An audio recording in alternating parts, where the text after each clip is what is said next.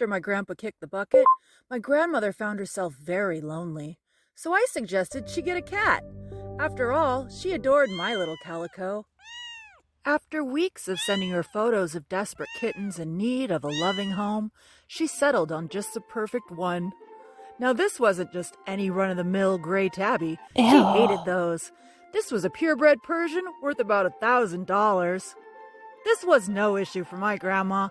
Grandpa had been a penny pincher his whole life and left Grandma with a fortune. She was throwing money around like pockets full of glitter.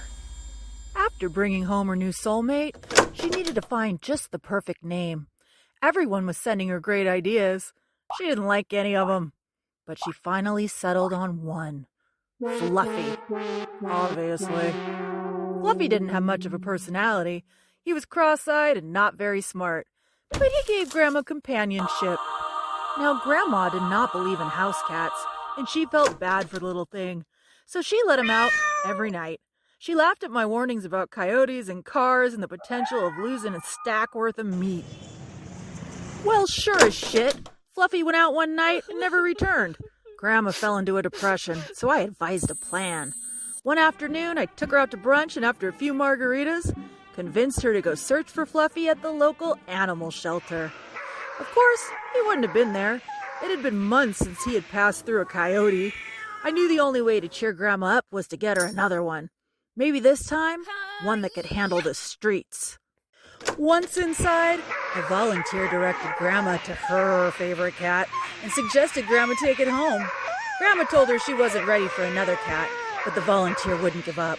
We peered into the cage to see a growling gray furball pressed to the back with its eyes glowing like fireballs. Grandma agreed to hold her, but was immediately stopped by the volunteer. She said this was not a cat to be held, but she could be fed a treat from a distance. Grandma didn't even care. She had already decided this was her new baby. Faster than the regret from a wet fart, that demon animal was packed into a box and loaded into the back seat of my car. Luckily, this cat came with a name, Gary, even though it was a girl.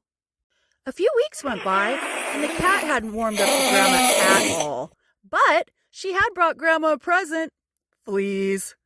I sent Grandma over some meds and told her to put them on Gary to get rid of the infestation. But Grandma said she couldn't do it and needed my help. I told her there was no way I was going to attempt that, but she gave me a guilt trip. You were the one who made me get a cat in the first place. After about a week of guilt tripping, I gave in. After all, I couldn't let Grandma catch typhus. I arrived to Grandma's armed with a vial of Advantage Plus, on a mission to rid myself of a week's worth of guilt. The sound of me opening the door spooked Gary, and she ran into a bedroom and hid under the bed. No bed was going to stop me. I flipped that mattress right over. The cat sprung out and huddled in a corner. Perfect. She was wide open. Now was my shot. I reached down and scooped her up into my loving arms. Well, I would have, that is, if she didn't go full-on gangsta onto my face. Before I could even let out a scream, she had torn through my nostril and blood was pouring down my neck. I ran into the bathroom to see the damage, and then I went to the emergency room. About a week after, Grandma called me up. I don't know why you had such a problem with Gary.